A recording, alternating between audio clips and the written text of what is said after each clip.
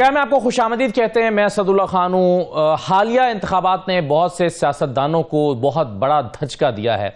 कई पार्टी सरबराहान इतने दिल बर्दाश्ता हैं कि वो सियासत छोड़ने का ऐलान कर रहे हैं। इनमें से जो सबसे प्रोमिनेंट लीडर हैं वो जहांगीर तरीन साहब हैं। जहांगीर तरीन साहब ने आज सियासत छोड़ने का ऐलान किया और उन्होंने पार्टी, जाहिर है पार्टी तो फिर छोड़ ही दी, साथ ही साथ सराजुल हक साहब ने भी जो पार्टी की अमारत है वो छोड़ दी है। और इसके अलावा परवेज़ खटक साहब के हवाले से भी खबरें चली पहले मीडिया पर सोर्सेज से, लेकिन शायद उन्होंने बाद में या तो आफ्टर थॉट था या फिर वो ये कहना चाहते हैं कि नहीं ये तो खबर ही दुरुस्त नहीं थी, लेकिन बाहर उन्होंने कहा कि अभी मैं आराम करना चाहता हूँ, पार्टी की सदारत नहीं छोड़ी है और दस्तबरदारी इख्तियार नहीं की है।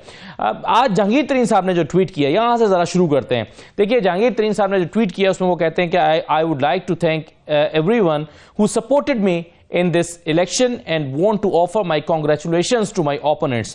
I have immense respect for the will of the people of Pakistan.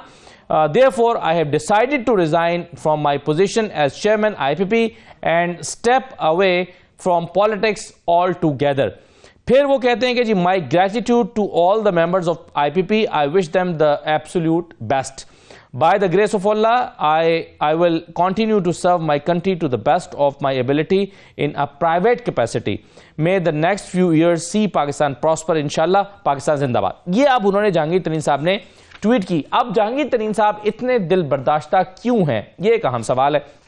आप जहांगीर तरीन साहब के जो दो फॉर्म 47 है, जिन दो हलकों से उन्होंने इलेक्शन लड़ा है, जरा उसको देख लीजिए। जहांगीर तरीन साहब ने इलेक्शन लड़ा NA 155 से, लोधरा से, और लोधरा में जो उनका नतीजा निकला उसके मुताबिक जहांगीर खान तरीन साहब जो हैं वो सिर्फ 71,000 वोट हासिल कर सके, जबकि उनके मद्दे मुकाबिल सिद्दीक खान बलोच जो हैं मुस्लिम लीग नून के, उन्होंने 1,17,000 वोट हासिल किए।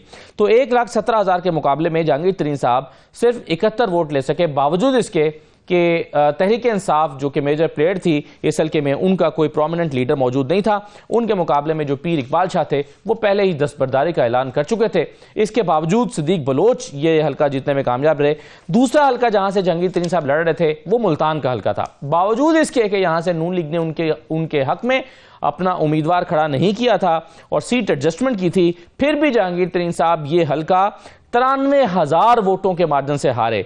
इसका जरा फॉर्म 47 अगर आप देखें तो आपको नजर आएगा कि मलिक मोहम्मद आमिर डोगर 1,43,613 वोट हासिल कर रहे हैं और जहांगीर तरीन के मुकाबले में सिर्फ 50,000 वोट हासिल कर पा रहे हैं। तो ये 93,000 का मार्जिन यकीनन जहांगीर तरीन साहब को इससे एक धचका लगा और उसके बाद उन्होंने वही ट्वीट की जो मैंने कुछ देर पहले आपको पढ़ के सुनाई है। और ये यकीनन उनके लिए एक आसान फैसला नहीं था।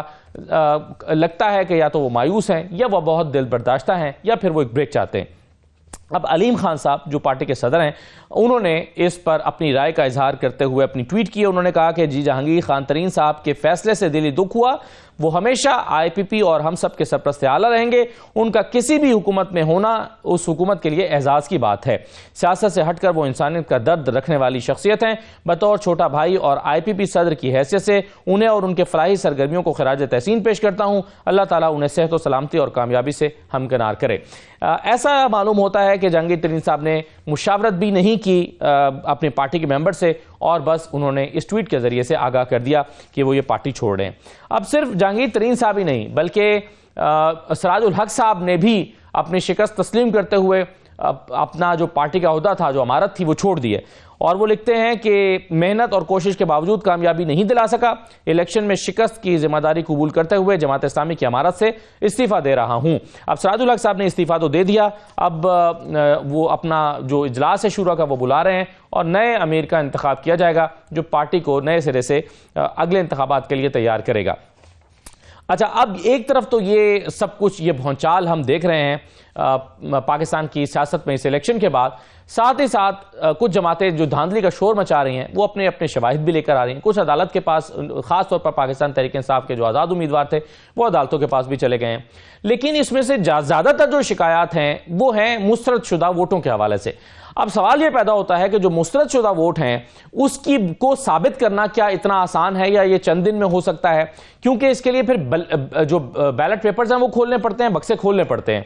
अब इसमें जो 3 हल्के कम से कम ऐसे हैं, 24 कौमी असम्बली के हल्के ऐसे हैं जहां पर जो जीतने और हारने वाले के दरमियान वोटों का मार्जिन है वो मुस्तरद शुदा वोटों से कम है, यानी मुस्तरद शुदा जो वोट हैं वो ज्यादा हैं और मार्जिन कम है। तो इसमें से जो टॉप 3 हल्के बनते हैं वो जरा मैं आपके सामने रख देता हूं। इसमें देखिए, एक तो NA59 तलागंग है, तलागंग कम चकवाल। यहां पर सरदार गुलाम अब्बास जीते हैं मुस्लिम लीग नून के, और इनके वोटों की तादाद जो है वो 1,41,680 है। और इनके मुकाबले में रोमान अहमद हारे हैं, उनके वोटों की तादाद 1,29,000 है। तो इन दोनों का जो फर्क बनता है जीत का मार्जिन वो 11,964 वोटों का है। लेकिन यहां पर जो वोट खारिज हुए हैं, मुस्तरद हुए हैं, वो 24,547 हैं। अब इस बुनियाद पर ये रोमान साहब कहते हैं कि जी मेरी जो जीत का मार्जिन है उसको खत्म करने के लिए वोट मुस्तरद किए गए, ये इनका दावा है। लेकिन इसको साबित कैसे किया जा सकता है ये हम आगे जाके बात करते हैं। लेकिन दूसरा हल्का भी आप देख लीजिए, NA151 मुल्तान, यहां से सैयद अली मूसा गिलानी जीते हैं पाकिस्तान पीपल्स पार्टी के। 79,080 वोट इन्होंने लिया। मेहर बानो कुरैशी ने 71,649 वोट लिए और जीत का मार्जिन यहां पर 7,431 वोटों का रहा है। और मुस्तरद शुदा वोट जो है वो 16,555 है। 16,000 वोट मुस्तरद हुए। और मुल्तान ही का एक और हल्का है जहां पर सैयद यूसुफ रजा गिलानी साहब जीते हैं, उन्होंने 67,326 वोट लिए और तैमूर अल्ताफ मलिक ने 67,033 वोट दिए और जो मार्जिन निकला है वो बहुत ही कम है, 293 वोटों का। और यहां पर मुस्तरद शुदा जो वोट हैं उनकी तादाद 12,665 है। अब इसकी बुनियाद पर ऐसे 24 हल्के और भी हैं जिसमें से मुतासरा नून लीग भी है, जिसमें मुतासरा पीपल्स पार्टी के लोग भी हैं और सबसे ज्यादा मुतासरा तहरीक इंसाफ के आजाद उम्मीदवार है। लेकिन सवाल यह पैदा होता है कि अगर इन शवाहिद को लेकर चला जाए तो यह देखना पड़ेगा अदालतों को, ट्राइब्यूनल्स को, कि क्या ये मुस्तरद शुदा वोट जो हैं ये वाकई एक्चुअली जेन्युइनली मुस्तरद हुए हैं या किसी ने धांधली करके मुस्तरद किए हैं। उसके लिए फिर ये डब्बे खुलेंगे। ये एक तवील प्रोसेस है, इसमें कई महीनों का वक्त लग सकता है। तो फौरी तौर पर अगर कोई जमात समझती है कि उनको ये चैलेंज करके, मुस्तरद शुदा वोटों की बुनियाद पर चैलेंज करके, ये देखने में मेलाफाइडी तो जरूर लगता है, लेकिन क्या इसको कोर्ट ऑफ लॉ में चैलेंज करके साबित किया जा सकता है, इसके लिए वक्त दरकार है। तो मेरा ख्याल है कि सिर्फ फॉर्म 45 और 47 का जो डिफरेंस है वो शायद आसानी से अदालतों में साबित हो सके, लेकिन ये 24 हल्के थोड़ा सा मुश्किल होंगे। अब आप आ जाइए जरा एक और मामले के ऊपर, और वो है कि आज कुछ सियासी जमातें, जिनमें जमात इस्लामी और GDA है, उन्होंने अपनी जीते हुई सीटें छोड़ने का ऐलान कर दिया। उन्होंने कहा कि जी हम ये नहीं जीते। जमात इस्लामी ने कहा हम तो जीते ही नहीं है, PTI जीती है, उनको दे दें। और GDA ने कहा कि अगर हमें ये हमारी बाकी सीटें सारी मार के ये 2 सीटें देनी थी तो फिर ये भी पीपल्स पार्टी रख ले। अब ये हल्का है PS 129 कराची वस्ती 8 का, जहां से जमात इस्लामी के नईमुर रहमान खान जीते हैं।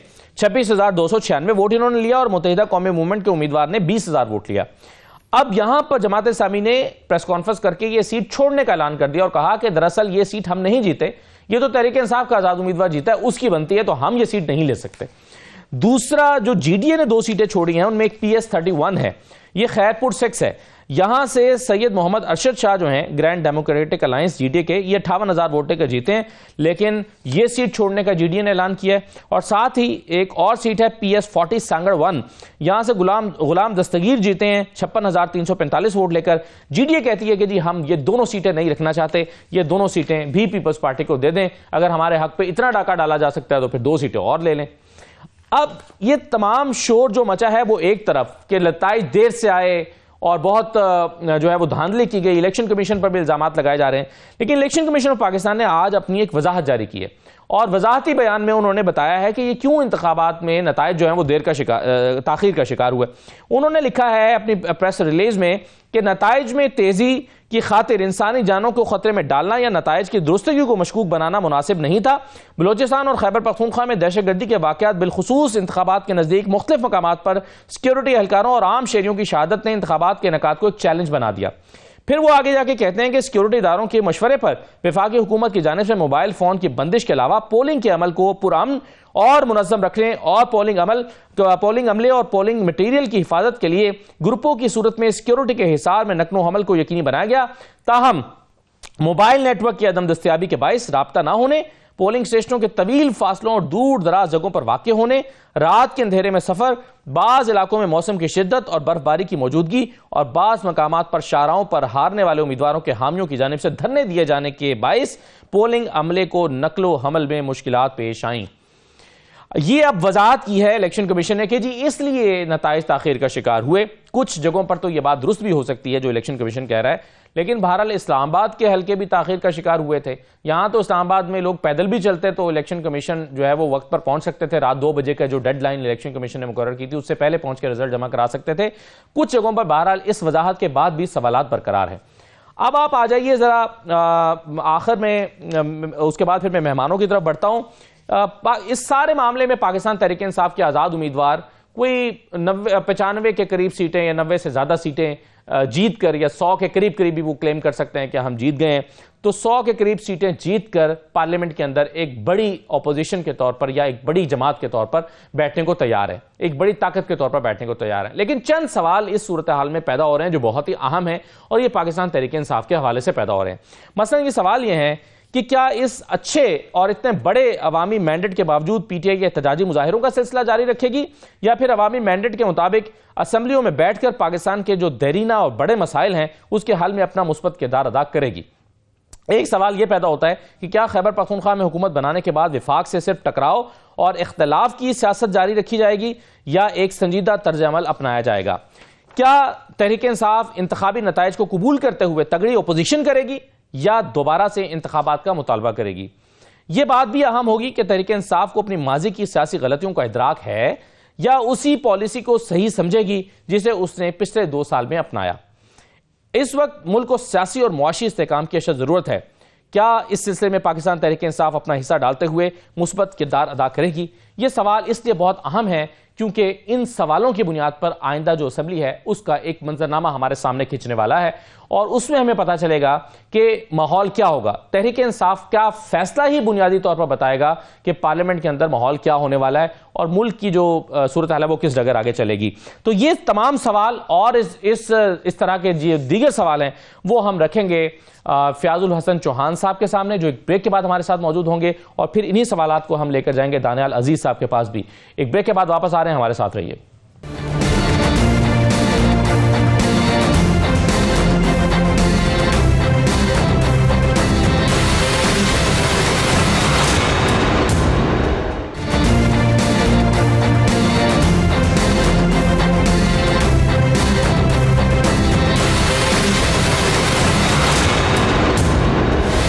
आपको दोबारा खुशामदीद कहते हैं। इस्तेहकाम पाकिस्तान पार्टी के रहनुमा फयाजुल हसन चौहान साहब हमारे साथ मौजूद हैं। चौहान साहब बहुत शुक्रिया, खुशामदीद।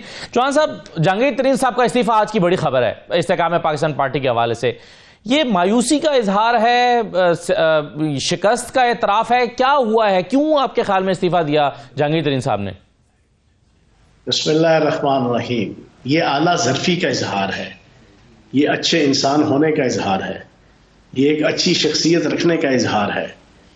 तो मैं ये समझता हूँ कि जहांगीर तरीन साहब ने ये समझा कि वो बीइंग अ चेयरमैन आईपीपी, अगर उनकी पार्टी अच्छा रिजल्ट नहीं दे सकी तो उन्होंने रिज़ाइन दे दिया। और मैं ये समझता हूँ कि बुनियादी तौर पे किसी गलती, कोताही, सुस्ती का एतराफ़ करना ये एक अच्छे इंसान की निशानी होती है। तो उन्होंने कहा कि यार ये मेरी जिम्मेदारी है कि मैं मेरी चेयरमैनी में अगर इस्तेहकाम पाकिस्तान पार्टी अच्छा रिजल्ट नहीं ले सकी तो उन्होंने ये फैसला किया। ये फैसला उन्होंने पार्टी की मुशावरत से किया या जाती फैसला उनका? देखिए, जो इंसान के जाती फैसले होते हैं उसकी मुशावरत नहीं की जाती, और उन्होंने एक मुशावरत बाकी भी दाएं बाएं उन्होंने डिस्कशन की होगी अपनी फैमिली के अंदर भी और बाकी भी। बहरहाल वो एक अच्छे इंसान हैं और मैं ये समझता हूँ कि जहांगीर तरीन साहब वो वाहिद पाकिस्तान के सियासतदान थे कि जो तमाम पॉलिटिकल पार्टीज के जो सरबराह हैं उनका आप टैक्स इकट्ठा करें तो वो इतना नहीं बनता जितना अकेले एक जहांगीर तरीन साहब टैक्स दिया करते थे। सही। एक अच्छे बिजनेसमैन, एक अच्छे सनतकार, एक अच्छे जनाब काश्तकार, जमींदार और बासलाहियत शख्स थे जनाब सनत, तजारत और ज़राअत के हवाले से। और ये हकीकत है कि उनकी सलाहियतों से कोई प्रॉपर फ़ायदा आज तक जो है वो पाकिस्तान की रियासत या पाकिस्तान जो है वो नहीं ले सकी।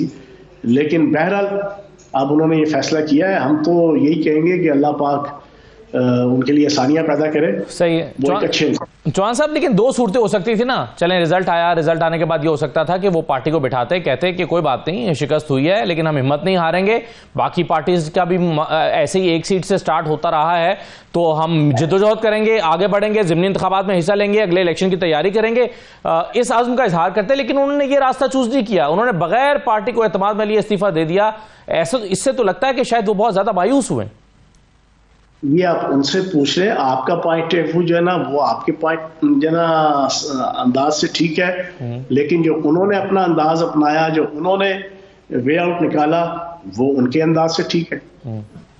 सही है। अच्छा सर, क्या वजूहात हुई ये जो इस्तीफा चले दिया वो तो हुआ, उसके ये इलेक्शन हारने की वजूहात क्या हुई आपके ख्याल में? देखें, इस वक्त पाकिस्तान के अंदर एक पार्टी के जो बज़ाहिरन इलेक्शन हार चुकी है और हारने के बाद उसकी जनाब 3 सूबों में वफाक में कोई हुकूमत नहीं बन रही, लेकिन उसको एक पॉपुलर पार्टी के तौर पे जिसको जाना जा रहा है, वो पार्टी 1997 के अंदर पहला इलेक्शन लड़ती है तो उसका पार्टी का चेयरमैन की जमानत जब्त हो जाती है और हर कैंडिडेट की जमानत जब्त होती है, हर कैंडिडेट की। फिर वो दूसरा इलेक्शन 2002 में लड़ती है तो उसका जो चेयरमैन, बानी चेयरमैन है जो इस वक्त अडयाला जेल में है, वो अपनी 3 सीटों में से 1 सीट निकाल पाता है मियां वाली की, बाकी 2 सीटों पे उसकी जमानत जब्त होती है और तमाम की तमाम उम्मीदवारों की कौमी सूबाई असम्बली में जमानतें जब्त हो जाती हैं 2002 में। तो भाई हम तो 2 महीने की पैदावार है, 2.5 महीने हुए थे हमें रजिस्टर्ड हुए, 2.5 महीने। तो पहला इलेक्शन था 2.5 महीने बाद और उसमें जो हालात और वाकयात, जो पोलराइजेशन, जो और इस तरह के जो सारे फैक्टर्स थे, उसकी वजह से एक नई माहौल बना। लेकिन कोई इशू नहीं, इंशाल्लाह वक्त के साथ साथ आगे पार्टी को मुनज़्ज़म करेंगे। ना कोई तंजीम साजी कर सके थे पार्टी की, ना ग्रास रूट लेवल पे, ना किसी डिस्ट्रिक्ट लेवल पे। सही। तो अब इंशाल्लाह। लेकिन आपने सर खुद ही मेरे पहले सवाल का जवाब दिया। आपने कहा कि 1997 में इनकी जमानत जब्त हो गई, फिर अगले इलेक्शन में भी इनकी 1-2 सीटें आई, लेकिन आप ये देखिए कि वो ग्राउंड में मौजूद रहे, वो भागे नहीं, उन्होंने इस्तीफा नहीं दिया, उन्होंने सियासत से किनारा कशी इख्तियार नहीं की, लड़े, तभी तो आज वो इस पोजीशन में हैं। आज आपकी पार्टी के सरबराह पहले इलेक्शन हारने के बाद घर बैठ गए। नहीं, फर्क ये है पानी चेयरमैन तहरीक इंसाफ में और जहांगीर तरीन साहब में कि वो जो पहले 2 इलेक्शन हारे थे उन्होंने जाहिर नहीं किया, उन्होंने ऐसी की तैसी कोई दूसरा इस पार्टी का कोई चेयरमैन बने, चाहे पार्टी की तमाम सीटें जब्त होगी, जमानतें जब्त होगी, चाहे दूसरे इलेक्शन के अंदर सिर्फ 1 सीट मिली, उन्होंने कहा नहीं मैं ही रहूंगा चेयरमैन। दूसरी तरफ जनाब जहांगीर तरीन साहब है जिनका एटीट्यूड ये है कि उन्होंने एक अच्छे इंसान, एक ग्रेसफुल इंसान के तौर पे इन्होंने कहा नहीं यार, मैं अगर एक चेयरमैन की हैसियत से अच्छा रिजल्ट नहीं दे सका तो कोई दूसरा आ जाए, दूसरा आके पार्टी को लीड कर ले और वो अगला इलेक्शन वो अच्छी परफॉर्मेंस के साथ जना इलेक्शन लड़वा ले।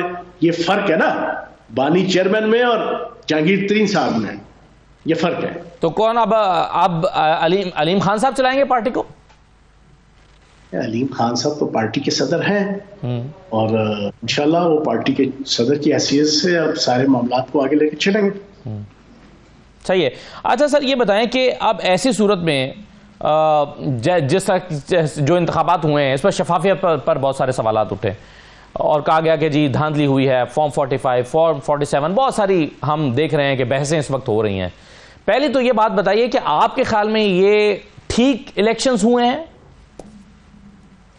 मैं ये समझता हूं कि पाकिस्तान की तारीख उठा के देख लें, 1970 से लेके अब तक जनाब जितने इलेक्शन हुए, उससे पहले वाले इलेक्शन तो मुख्तलिफ होते थे, वो हर शहरी को वोट का हक नहीं होता था, लेकिन जो 70 से लेके 70, 77, फिर उसके बाद 85 और 90, 85, 88, 90, 93, 97, 2002, 2008, 2013, 2000 जनाब 18, हर एक में जनाब ये बवेला और ये शोर मचा है कि धांधली धांधली धांधली।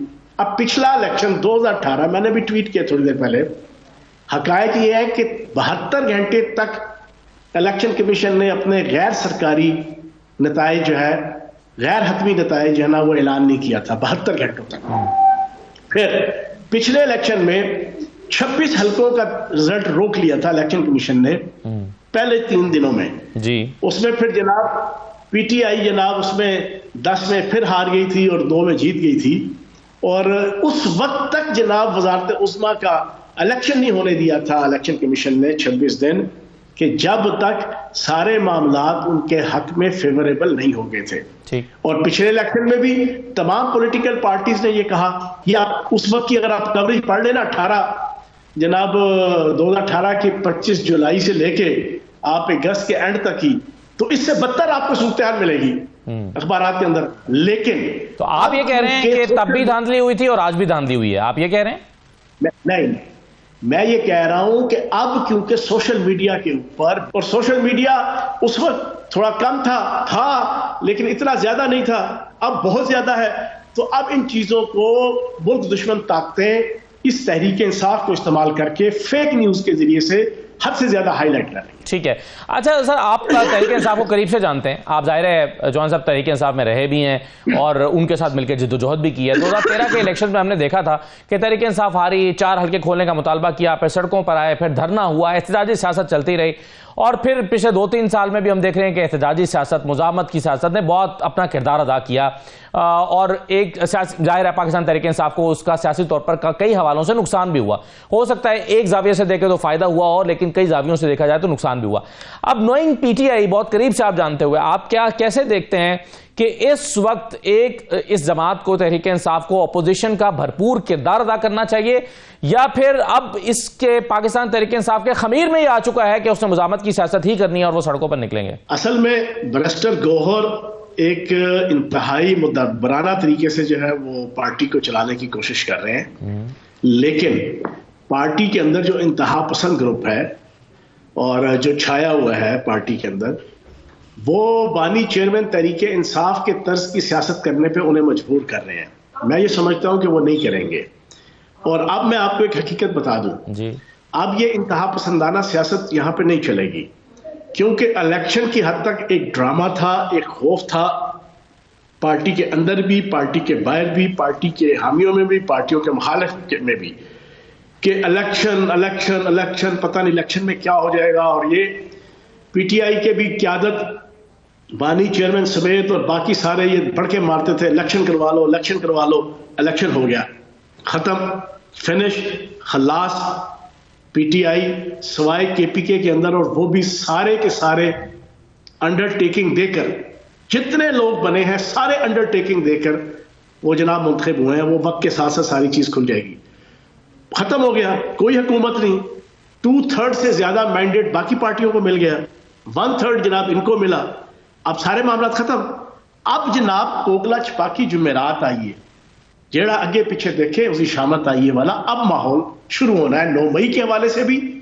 और सोशल मीडिया के हवाले से मैं आपकी शो में ब्रेकिंग दे दूं, पाकिस्तान के रियासती इदारों ने तमाम प्रिलिमिनरी काम कंप्लीट किया है, चाहे उसमें वीलॉगर थे, चाहे उसमें यूट्यूबर थे, चाहे नाम नेहाद इनकलाबी थे, चाहे या आम लोग थे, सारों की लिस्टें बन चुकी हैं। ठीक, जिन्होंने भी पाकिस्तान की रियासत, रियासती अदारों, फौज, पाकिस्तान के अदालती अदारों के हवाले से फेक न्यूज के जरिए से उसको डिस्टेबलाइज करने की कोशिश की, उनका अंजाम आप अगले 1 साल के अंदर आप देख लेंगे। सही है। और अब अगर कोई ये समझता है कि कोई वो एग्रेसिव या इंतहा पसंद सियासत पाकिस्तान में करेगा, ठीक है, तो ये वो दिमाग से ही नहीं। मगर कल बैरिस्टर गौहर ने यह स्टेटमेंट दी कि अगर हमें मैंडेट ना मिला तो हम तगड़ी ऑपोजिशन करेंगे, और अगर वो यही फैसला करते हैं, उनकी पार्टी लीडरशिप फैसला करती है कि वो बस ऑपोजिशन में बैठेंगे, असेंबली के अंदर अपना किरदार अदा करेंगे, कमेटियों में बैठेंगे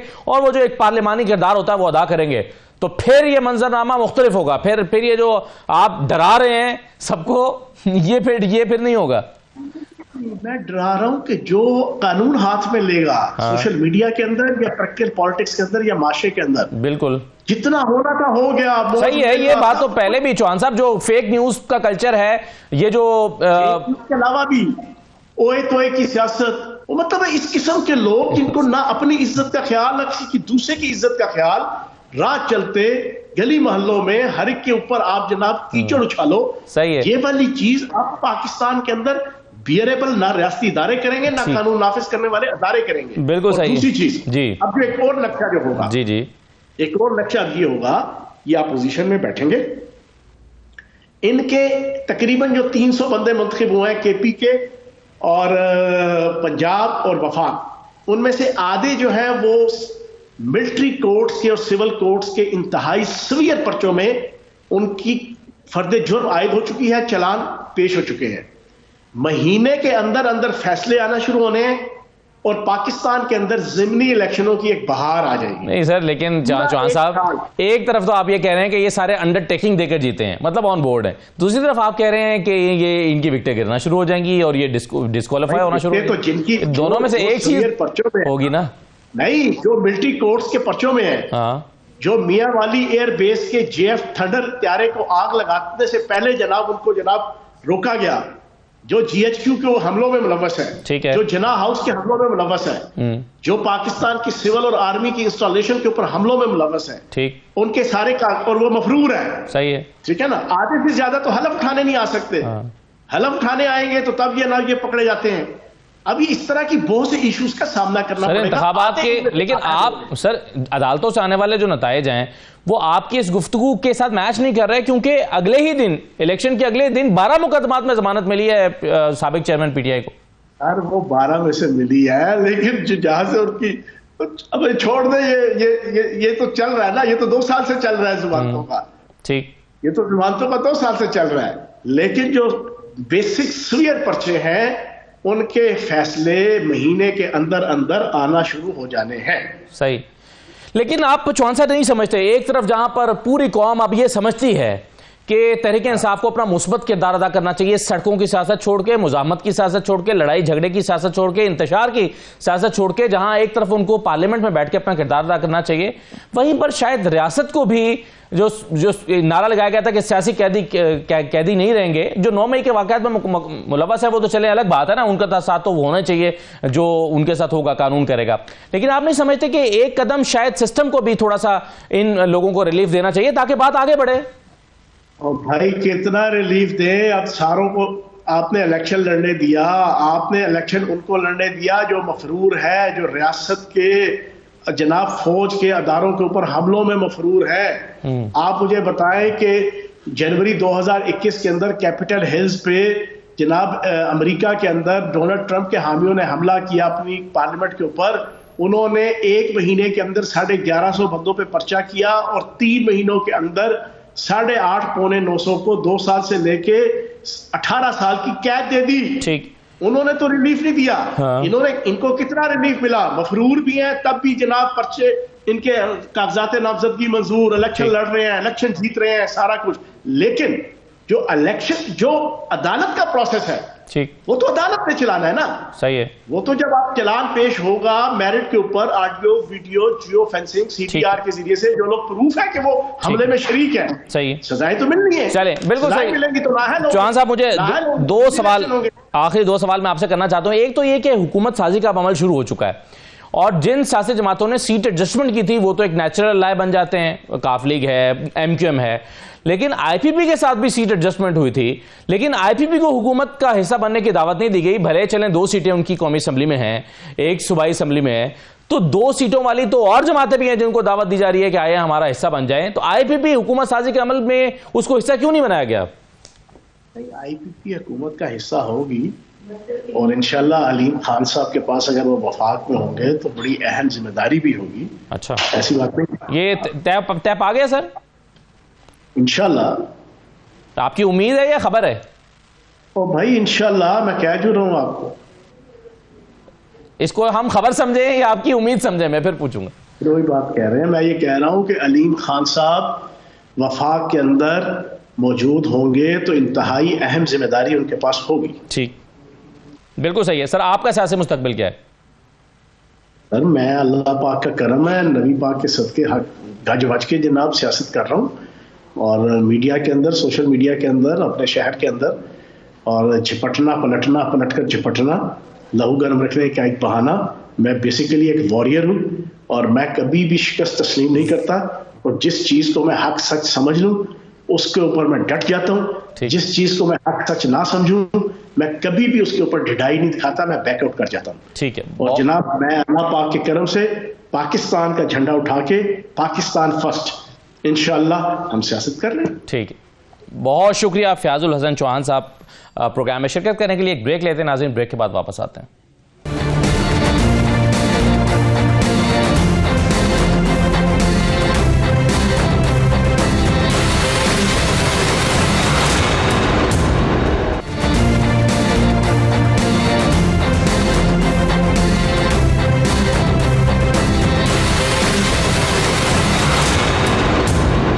ब्रेक के बाद दोबारा खुशामदीद कहते हैं। हमारे साथ दानियाल अजीज साहब मौजूद हैं। मुस्लिम लीग नून के रहनुमा थे, लेकिन टिकट ना मिलने के बायस आपने आज़ाद हैसियत में इलेक्शन लड़ा NA-75 से, और फॉर्म 47 के मुताबिक आप 30 नंबर पर रहे हैं। दानियाल साहब बहुत शुक्रिया, खुशामदीद कहते हैं आपको। आपकी और एहसन इकबाल साहब की एक सियासी कशीदगी या सियासी लड़ाई चल रही थी इंतखाबात से पहले, और ऐसा लगता था कि फैसला अब आवाम ने करना है कि कौन हक पे है। क्या आपके ख्याल में आवाम ने एहसन इकबाल के हक में फैसला किया सर? बिल्कुल भी नहीं जी, ये इलेक्शन तो यहाँ पर हुआ ही नहीं है। यहाँ पर पुलिस ने, यानी दिन को हम कैंपेन करते थे, रात को पुलिस कैंपेन करती थी। जितने भी हमारे साथी थे वो गिरफ्तार कर लिए गए। हमारे पोलिंग एजेंटों को कहा गया कि आप पोलिंग पे जाएंगे तो आपको गिरफ्तार कर लेंगे। आखिरकार मुझे भी गिरफ्तार कर लिया, मेरी वाइफ को भी, मेरे बेटे 21 साल का बेटा है, मेरा कॉलेज पढ़ता है, उसको भी गिरफ्तार कर लिया। और पूरे कैंपेन के दौरान जहां पर हम जाते थे वहां से कुर्सियां उठा लेते थे, कहीं आग भी लगा दी इन्होंने 2-3 जगह। जो हमारा साउंड था वो जब्त कर लेते थे, और फिर हमारे ऊपर जाली मुकदमे बनाए गए जिसमें उन्होंने कहा नामालूम अफराद। उसके हम बेल में रहे 4-5 दिन, हमारे हर दफा वो ज़ाया हो जाते थे, फिर बेल एक्सटेंड करवाते रहे। यानी पूरे इलेक्शन में आखिरकार में इन्होंने रिटर्निंग अफसर बदला आखिरी दिन, और फिर 147 कोई तैनातियां जो है वो प्रिजाइडिंगों की तब्दील की इन्होंने आखिरी रात को। और उसमें यह उनसे फिर जब रिटर्निंग अफसर जो कंसोलिडेट कर रहा था वहां पर बकायदा रोते हुए निकले हैं प्रिजाइडिंग ऑफिसर्स और मतलब लेडी प्रिजाइडिंग ऑफिसर, और उन्होंने कहा हमारे से इन्होंने खाली फॉर्म पे साइन करवाया। और ये पूरा इलेक्शन यहाँ पर इन्होंने, जो मेरे साथी थे उनके पेट्रोल पंप सील कर दिए, जो प्राइवेट हॉस्पिटल थे वहां उन्होंने नोटिस भेजी, 50-50 हजार के जुर्माने किए हैं। यहाँ तक कि प्राइवेट स्कूल जो है वो सील करने की धमकियां दी हैं और उनको नोटिस भेजे हैं।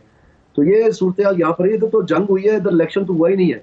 और उसके बावजूद मैं समझता हूँ कि शकरगढ़ और जफरवाल की आवाम ने कमाल का मुजाहरा किया है कि ये अटल खड़े रहे और आखिरी रात तक जो है, और इलेक्शन की काउंटिंग के दौरान आप टीवी देख ले, रात 3 बजे तक तो मैं जीत रहा था कोई 10-15 हजार वोट से, और फिर सुबह जब हम उठे हैं जो कैंडिडेट था ही नहीं गिनती में, उसको 1 लाख वोट दे दिए।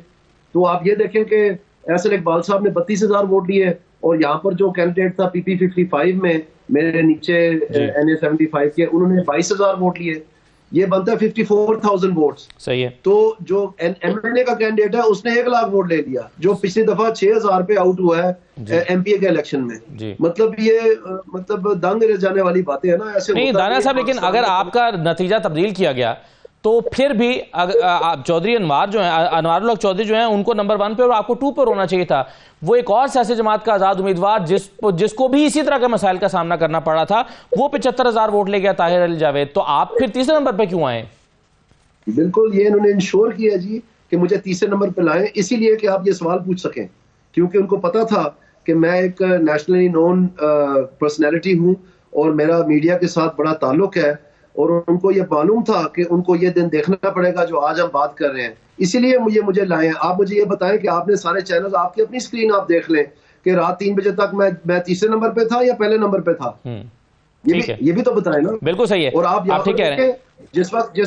जिस वक्त मुझे गिरफ्तार किया है उस वक्त आपका यहाँ का 92 न्यूज का नुमाइंदा हमारे साथ था। आप उसके बकौल सुन लें क्या हुआ है इस हल्के में, मेरी बात छोड़ें आप। उसको जितना इन्होंने तशद्दुद किया, जितना मारा, उसका फोन छीन लिया, और ये आपकी प्रेस क्लब ने भी आज उसका एहतजाज करने का ऐलान किया, सारा कुछ। तो आपका क्या ख्याल है, ये सिर्फ मेरा बयान है? आप जो इंडिपेंडेंट कैंडिडेट्स हैं, जो दूसरी जमातों के कैंडिडेट्स हैं, उन्हीं की जुबान सुन लें यहाँ पर क्या हुआ। सही है दानिया साहब, लेकिन जो शिकायत आप कर रहे हैं ना, गिरफ्तारियां, जलसे ना करने देना, कुर्सियां उल्टा देना, ये पाकिस्तान के और भी 266 आज़ाद उम्मीदवारों के साथ हो रहा था, लेकिन उनमें से 100 जो हैं वो अपनी सीट जीतने में इन हालात के बावजूद कामयाब रहे। बावजूद ऐसे लोग भी थे जिन्होंने एक दिन भी कैंपेन नहीं की, जो मुसलसल गिरफ्तार हैं 6-6 महीने से, लेकिन वो जीत गए सीटें। ऐसे कई लोग हैं। आप इन सब सिस्टम को, या आपके खिलाफ काम करने वाले सिस्टम को आप शिकस्त क्यों नहीं दे सके?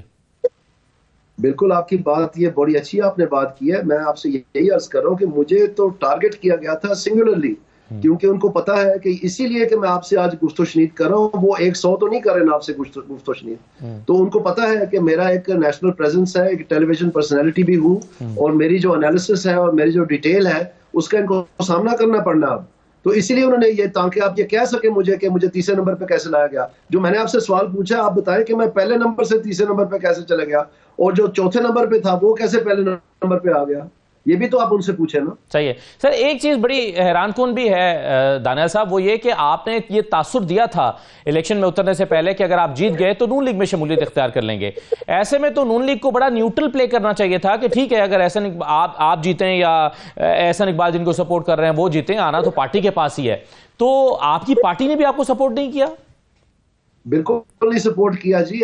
मेरे जैसे लोग जो है वो पार्टी जो है वो हमारे से बड़ा खतरा महसूस करती हैं, जिनके पास अपनी वोट हो, जिनके पास अपनी आवाज हो, जिनके पास से प्रोफेशनलिज्म हो, जो पाकिस्तान में साबित कर चुके हैं कि आजकल के जो हालात हैं पाकिस्तान में बर्पा हुए, इनमें तो इन सारों ने तो कभी निपटा ही नहीं है। मैंने निपटा इनसे पहले, मुझे तमगा मिला है पाकिस्तान के मालियाती निज़ाम को बेहतर बनाने के लिए, और पाकिस्तान के मुकामी हुकूमतों और पुलिस रिफॉर्म और सिविल सर्विस रिफॉर्म, ये तमाम चीजें करने। ये अहलियत जो है यही तो मेरा दुश्मन बनी है, क्योंकि ये सारे जो है जाली प्रोफेसर बने हुए हैं और इनके सफों में वो लोग ही नहीं है। ये तो रिटायर्ड ब्यूरोक्रेट से अपना काम चलाते हैं। मैंने पूरी ब्यूरोक्रेसी जो है वो रिफॉर्म की हुई है।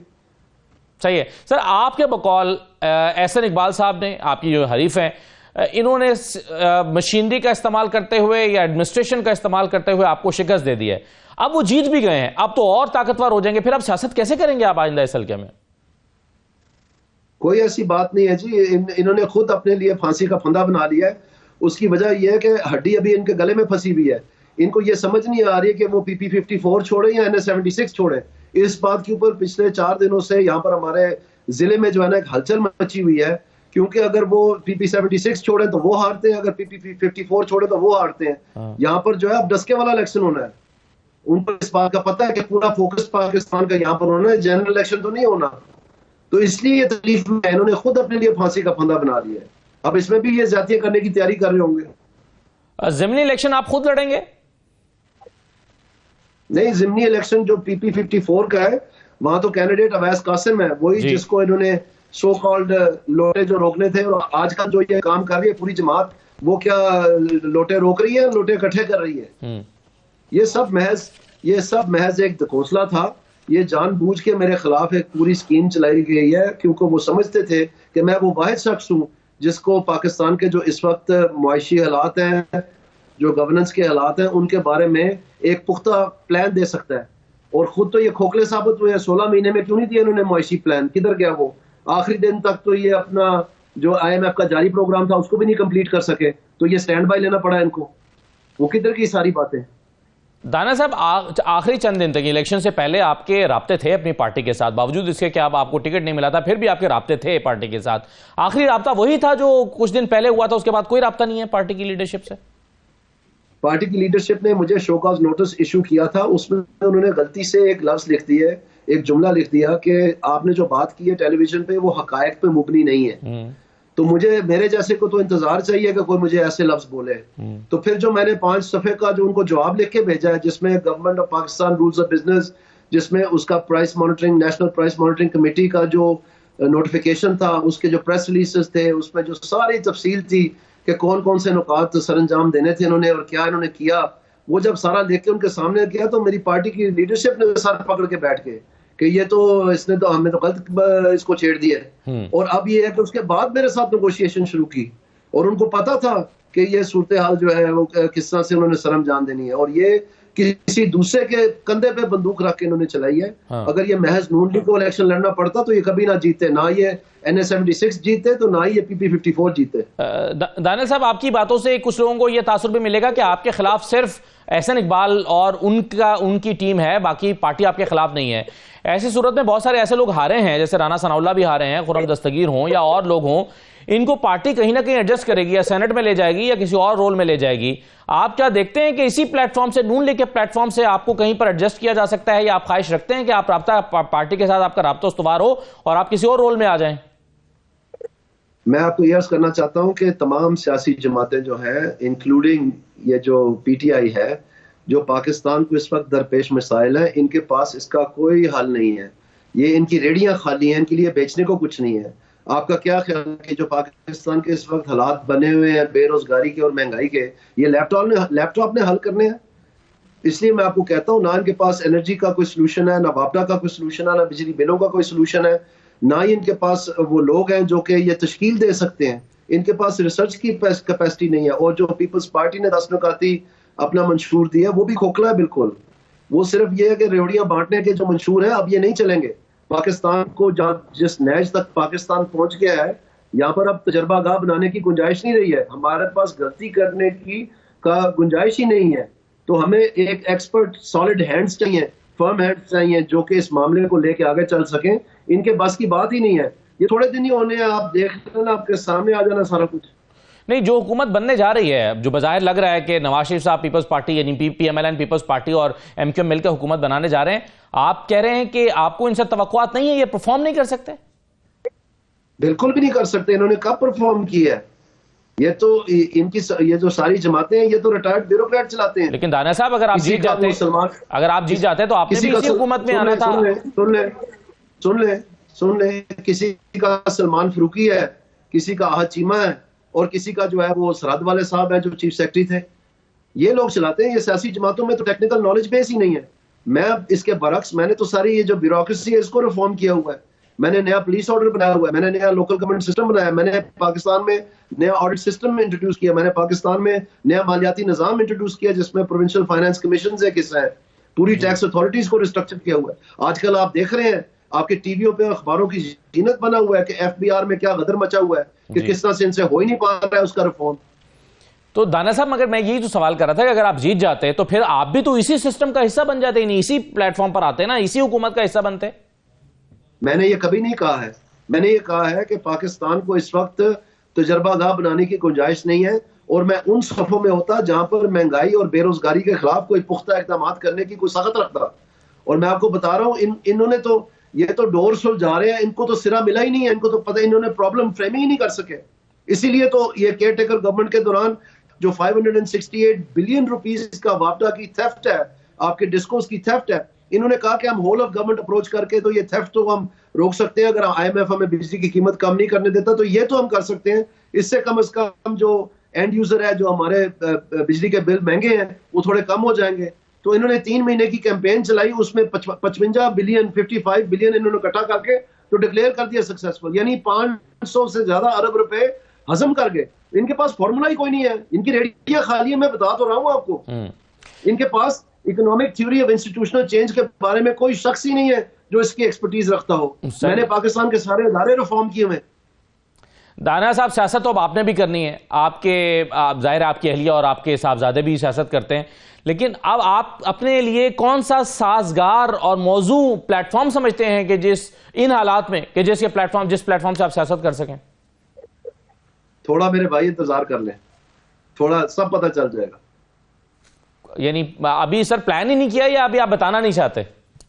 सब कुछ है, मैं अभी बता नहीं रहा हूं। उसकी वजह यह है कि थोड़ा सा कबल अज़ वक्त है। आप मौजूदा जो हालात हैं और जो इस वक्त नंबर गेम चल रही है, आप इस पूरी सिस्टम में तहरीक इंसाफ के आजाद उम्मीदवारों का क्या रोल देखते हैं पार्लियामेंट के अंदर?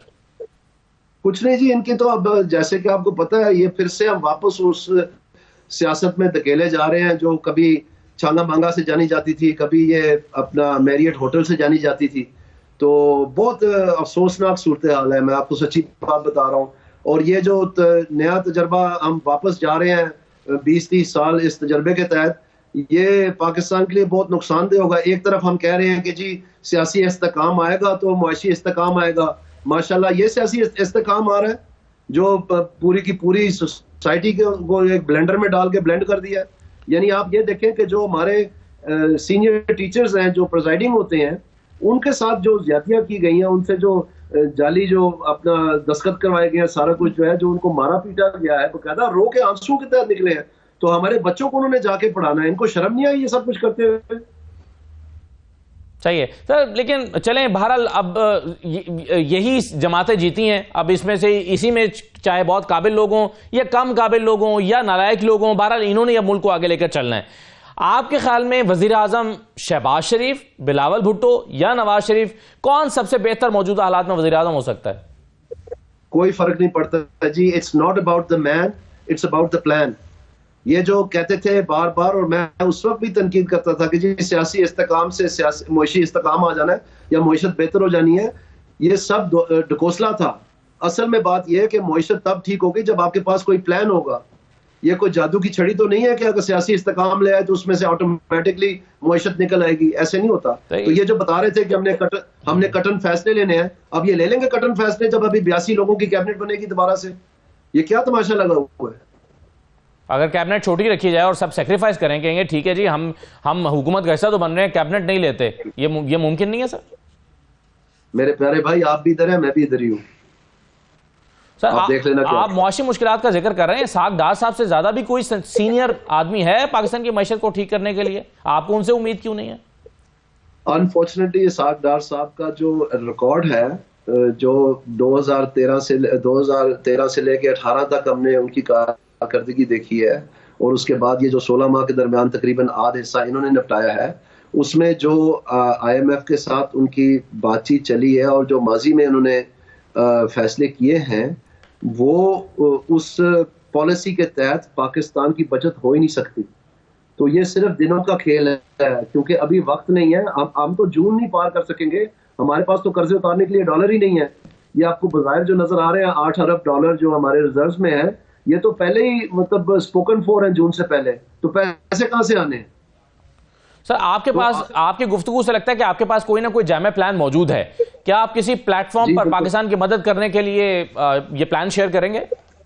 जी बिल्कुल करेंगे, वक्त आने पे जरूर करेंगे, लेकिन पहले ये बताएं ना, ये महंगाई जो है ये और बढ़नी है। भाई आप देख लेना, ये इस तरह के लोग जब आप स्टेट बैंक के गवर्नर लगाएंगे जो कि आपके हाथ की छड़ी और जेब की घड़ी हो, तो फिर इसी किस्म की मॉनेटरी पॉलिसी कमेटी के फैसले आने हैं ना जो इस तरह के आ रहे हैं। अब आप देख लें, ये कह रहे थे कि 2024 के एंड तक, यानी फिस्कल ईयर के एंड तक, जून तक महंगाई जो है ये 15% पे आ जाएगी। अभी ये 30% पे है। अब क्या जवाब इनके पास? फरवरी तो खत्म होने वाला है, तो 3 महीने में कैसे ही नीचे आएगा? ये बिल्कुल नहीं नीचे आएगा, ये और ऊपर जाएगा, क्योंकि आपके पास डॉलर नहीं है आपने कर्जे उतारने के लिए, तो आप IMF के प्रोग्राम में जाएंगे। तो IMF का प्रोग्राम तो आपने पहले देख लिया इन्होंने कैसा निपटाया, तो आगे से कैसे निपटाएंगे? क्या फौरनी तौर पे आपके ख्याल में IMF के प्रोग्राम में जाना पड़ेगा हुकूमत को? इसके अलावा कोई चारा नहीं है? बिल्कुल, मैं आपको वो डॉक्यूमेंटेशन है जी, मैं अपने से तो नहीं बात कर रहा। इनके पास पैसे ही नहीं है। ये जो इनका खाम ख्याल था कि जी ये 80 अरब हम ले आएंगे फ्रेंडली कंट्री से और इस तरह से इन्वेस्टमेंट होगी और ये होगा और वो होगा, वो किधर गया सारा कुछ? वो गुब्बारा फाट नहीं गया। सही है। तो दानिया साहब, अब ये बता दीजिए कि ये तो बहुत ही आइडियल सिचुएशन होगी है कि अगर आप अपना केस लड़ें और केस लड़के आप अपने रिजल्ट को ठीक करवाएं और दोबारा पार्लियामेंट में आए, ताकि आप अपना ये सारा रोल बहुत मौसर अंदाज में अदा कर सकें। क्या आप इलेक्शन को, आपके पास काफी शवाहिद मौजूद हैं जो आप अदालत के पास ले जाकर साबित कर सकें? बिल्कुल जी, वो जो कार्रवाई है, कानूनी चारा जो है वो हम जरूर करेंगे, लेकिन मुझे इसलिए नहीं निकाला जाए कि मैं अदालत के जरिए से वापस आ जाऊं। पाकिस्तान में सारा सेटअप जो है वो इकट्ठा ही चलता है, आप समझे मेरी बात को। तो आप चैलेंज नहीं कर रहे नताइज को? आप भी, मैं बिल्कुल चैलेंज कर रहा हूं, क्यों नहीं कर रहा। मैंने कहा है मैं कानूनी चाराजोई मुकम्मल करूंगा, लेकिन अभी आप देख लें क्या हो रहा है कि जो दरखास्तें दी थी रिकाउंटिंग के फॉर्म 47 के आने से पहले, वो भी मुस्तरद कर दी गई हैं। हालांकि उसमें कोई रीजन नहीं दिया कि जी आप गैर हाजिर थे। ओ भाई, मैं तो गिरफ्तार था, मैं कैसे हाजिर था? सही है, बिल्कुल ठीक है। बहुत शुक्रिया दानिया अजीज साहब, बहुत शुक्रिया प्रोग्राम में शिरकत करने के लिए। नाज़रीन, ये आज का प्रोग्राम था, इजाज़त दीजिए, अल्लाह हाफ़िज़।